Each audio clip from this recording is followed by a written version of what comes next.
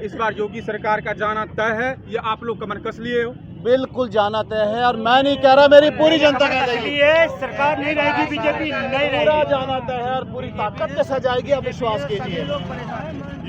नोटबंदी हुई पहले तो, नोटबंदी के अलावा बेरोजगार हो गए सब लोग, और उसके अलावा फिर ये चला ना तो कोरोना आ गया। 2-3 साल हो गए, आदमी मतलब गरीब आदमी तो गरीब ही है। सरकार कुछ कर रही है? सरकार कुछ नहीं, बस यही कि कोरोना में लॉकडाउन। राजीव मरे, इंदिरा मरी, सब मरी, सोनिया, ठीक है, और सोनिया भी जिंदा है, ठीक है ना। लेकिन जो भी मरा, क्यों मरा? उसने अच्छा किया ना। बिल्कुल देश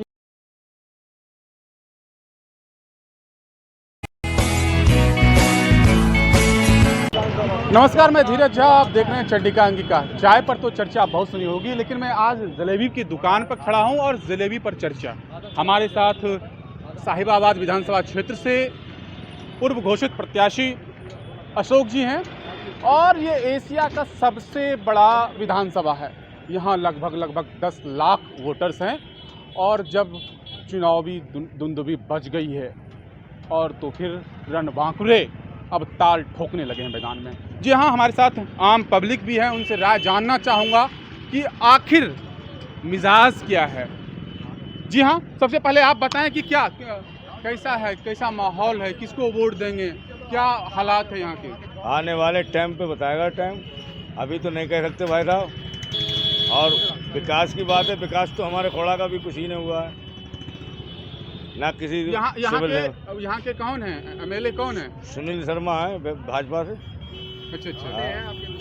हाँ, विधानसभा से क्या नाम है, साहिबाबाद विधानसभा पड़ता है। हाँ, उसमें कोई काम अभी तो काम किया नहीं है। ये क्या नाम है? आप जलेबी बेचते हैं, आपका कोई विकास हुआ? विकास उत्तर प्रदेश नंबर 1 है। नहीं, मतलब कोई विकास नहीं हुआ। कुछ तो बताएंगे। और नहीं, यहाँ क्या कोई विकास नहीं हुआ। बीजेपी ने तो सब आके सब सूखड़ा साफ कर दिया, यहाँ कुछ भी नहीं। जी हाँ, हमारे साथ हैं कांग्रेस ने 6 महीना पहले ही कांग्रेस के प्रत्याशी घोषित कर दिए हैं अशोक जी को। एडवोकेट हैं, प्रोफेसर भी रह चुके हैं, और ये जो विधानसभा क्षेत्र है ये साहिबाबाद विधानसभा क्षेत्र के अंतर्गत आता है। जी हाँ, बताएं कि आप अगर जीतते हैं साहिबाबाद विधानसभा क्षेत्र से तो क्या क्या आप प्रगति करेंगे, और जिस तरह से देखा जा रहा है अभी उत्तर प्रदेश को बताया जा रहा है नंबर 1, इस पर आप क्या कहना चाहेंगे? देखिए, पहले तो मैं थोड़ी सी करेक्शन कर दूं, अभी घोषित नहीं हूं, मैं भावी हूं, और क्योंकि इलेक्शन नोटिफिकेशन तो है नहीं, तो भावी प्रत्याशी हैं। और सरकार ने मतलब हमारे जो शीर्ष नेतृत्व है, प्रियंका जी ने, राहुल जी ने, हमारे अजय कुमार लल्लू जी ने जिस तरीके से सम्मानित किया है भावी प्रत्याशी बनाकर, वो तो समय बताएगा कि जिसको भी पार्टी देखती है कि हाँ ये मजबूत है, दावेदार है, अच्छा कर सकते हैं, क्षेत्र का विकास कर सकते हैं, विधानसभा का विकास कर सकते हैं, पार्टी का नाम रोशन कर सकते हैं, उसको टिकट देंगे, उसको लड़ाएंगे। लेकिन खैर, आपने कहा कि उत्तर प्रदेश विकास में नंबर 1 है। सोमेश यादव जी की जलेबी की दुकान है, मेरे सारे खोड़ा के वासी हैं, यहाँ पर नगर पालिका खोड़ा पड़ती है, हमारी साहिबाबाद की विधानसभा में है। मुझे पूरा विश्वास है, अगर आप किसी से भी पूछोगे तो विकास के नाम पर शून्य है, यहाँ विकास नहीं हुआ। और यदि आप पूछना चाहें तो पूछिए, मेरी मुस्लिम आबादी है, जब ये भाजपा के लोग आते हैं या कुछ आते हैं तो ये क्षेत्र मेरा ऐसा है जो हमेशा से पिछड़ा रहा, नेग्लेक्टेड रहा, जो मैं दूसरी भाषा में कहूँ। और यहाँ पर मुझे लगता है कि इस क्षेत्र को, क्योंकि एशिया की बड़ी कॉलोनियों में से एक मानी जाती है, एशिया की सबसे बड़ी विधानसभा है, और एशिया की जब मैं सबसे बड़ी विधानसभा बोल रहा हूँ तो 10 लाख वोटर हैं, तो चुनौती तो है। लेकिन आप विश्वास रखिए, क्योंकि हम ऑलरेडी प्रोफेशनली एडवोकेट हैं, हाई कोर्ट और सुप्रीम कोर्ट में प्रैक्टिस है, मैं उत्तर प्रदेश कांग्रेस कमेटी का वाइस चेयरमैन हूँ, लीगल डिपार्टमेंट का। तो अगर मेरी पार्टी मुझे भरोसे के साथ, विश्वास के साथ अगर मुझे प्रत्याशी घोषित करती है, आप विश्वास करना, क्योंकि साहिबाबाद में रहता हूँ, कौशाम्बी के अंदर रहता हूँ, पिछले 9 महीने से अपने खोड़ा के साथ मैं किसान आंदोलन में जुड़ा हुआ हूँ, तो आप विश्वास रखिए कि प्रायोरिटी में विकास तो होगा। और सारे साथी हमारे साथ, बताएं कि क्या हालात हैं, क्या बताएंगे? आप बताएं कुछ। हालात क्या है, इस सरकार में तो सब बेकार ही लग रहा है हमें, तो कुछ अच्छा नहीं। प्रॉब्लम आ रही है? प्रॉब्लम का सारी परेशानी, कोई काम धंधा कुछ नहीं चल रहा है किसी का, सब ऐसी परेशानी में ही है। अब की बार तो क्या है भैया, जिस तरह से जोर डंके की चोट पे कहा जा रहा है कि यूपी नंबर 1 है, इस पर आप क्या कहना चाहेंगे? भैया, नंबर 1 कहाँ है और किधर से है? नंबर 1 बता दो आप मुझे, नंबर 1 कहाँ है और किधर से नंबर 1 है? अगर किसी लड़के का बलात्कार हो जाता है और उसके बाप कंप्लेंट करने जाए तो उसको गोली मार देते हैं। अगर कोई गवाही देने जाए तो उसके रास्ते में एक्शन करा देते हैं। तो नंबर कहाँ बची है बताइए। हमारे साथ और सारा मैं इनसे जानना चाहूँगा आप बताएं आप कहाँ से आए हुए हैं? अच्छा, आप जलेबी की दुकान है, जिस तरह से 1 साल तक लगभग बंद रहा, आपके क्या स्थिति, क्या हालात हैं? मतलब रोजगार तो बिल्कुल है ही नहीं है, रोजगार बिल्कुल पूर्ण रूप से ख़त्म की तरफ है, बस ऐसे ही गुजारा हो रहा है। और इस सरकार से थोड़ा यही है कि मतलब रोजगार ख़त्म है। रोजगार खत्म है सरकार में। आप महिला हैं, आप महिला हैं,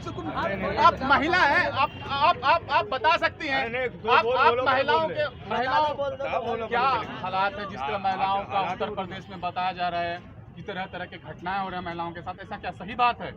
ये तो खैर सही बात है, लेकिन ऐसा है कि इस सरकार में इतनी नोटबंदी हुई, पहले तो नोटबंदी के अलावा बेरोजगार हो गए सब लोग, और उसके अलावा फिर ये चला ना तो कोरोना आ गया।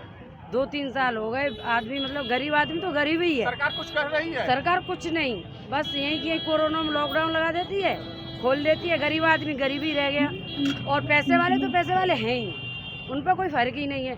जनता गरीब मर रहे हैं, इसमें इस सरकार में गरीब मर रहे हैं। क्या बोल रहे हैं? धंधे वाले मर रहे हैं और कोई थोड़ी मर रहा है। बेरोजगार है, कहाँ से लावे, कहाँ से बच्चों खवा में। जब आप बच्चे पढ़ते हो भैया, क्या हालात हैं आपके कॉलोनी के, क्या कुछ बताएं? सब आप सर बताएं कि जिस तरह हालात हैं यहाँ के, क्या जिस तरह बताया जाए यूपी नंबर 1 है, इलेक्शन भी नज़दीक आते जा रहे हैं और तरह के राजनीतिक लोग टाल ठोक रहे हैं फिर से जीतने के लिए, फिर से दावेदारी कर रहे हैं। क्या फिर से एक बार उत्तर प्रदेश में जो प्रेजेंट की सरकार है उस पर आप दिखाओगे विश्वास, या अदर पार्टी पर विश्वास दिखाओगे? नहीं जी, हम लोग तो यहाँ के तो है ही नहीं, हम लोग बिहार के रहने वाले, तो मिस्त्री हूँ यहाँ का, मैं हम कोई यह नहीं हूँ।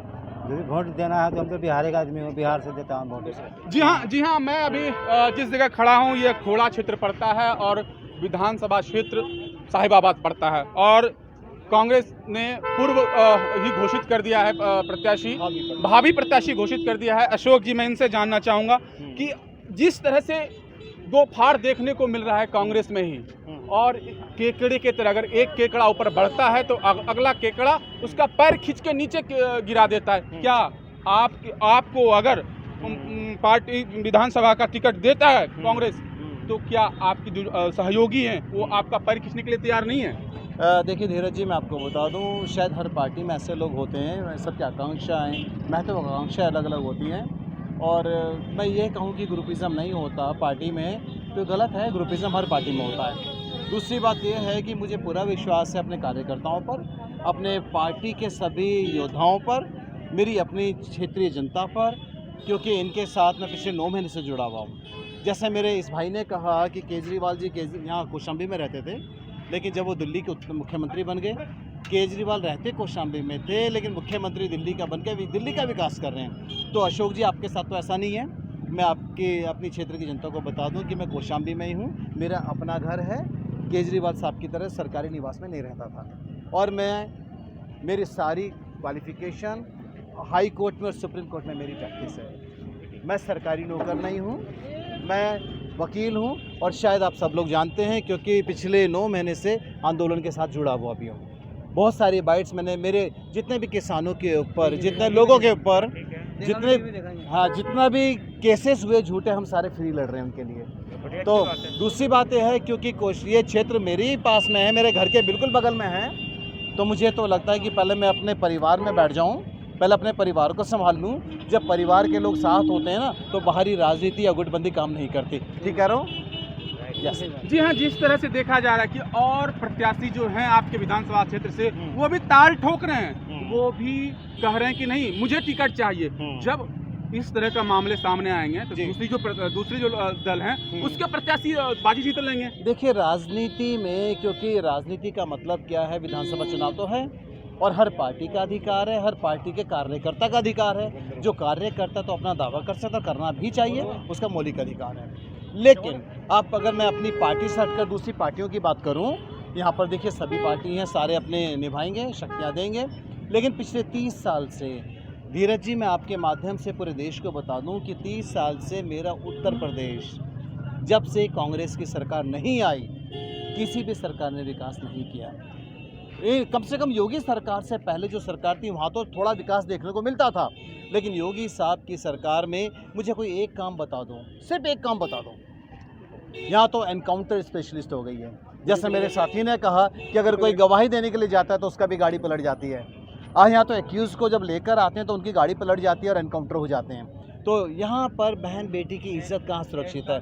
यहाँ पर मेरे बहुत सारे ऐसे जाति और धर्म के आधार पर जो बांटा समाज अगर कांग्रेस पार्टी आपको टिकट देती है साहिबाबाद विधानसभा क्षेत्र से, जी तो ये जो जनता है आपके सामने खड़ी है, इसके लिए क्या करोगे और क्या वादे करोगे? आप जनता से बताओ। देखिए, मैं बताता हूँ कि जिस समय हमारा चुनाव घोषणा पत्र बन रहा है, चुनाव घोषणा पत्र में, क्योंकि हम 30 साल से सत्ता में नहीं है उत्तर प्रदेश में, 30 साल में पूरी एक जनरेशन बदल जाती है। 30 साल पुराने जो नेता थे शायद अब वो नहीं हैं और बहुत बुजुर्ग हो गए हैं, वो हमारे मार्गदर्शक हो सकते हैं, लेकिन शायद मुझे नहीं लगता कि वो हमारे इलाके में, मोहल्ले में, गली में जाकर अपने लोगों से अच्छा मिलें। किया, जिसने अच्छा किया वो गया। कोई मरा किसी पार्टी का, कांग्रेस से क्यों मरे? उन्होंने अच्छा किया।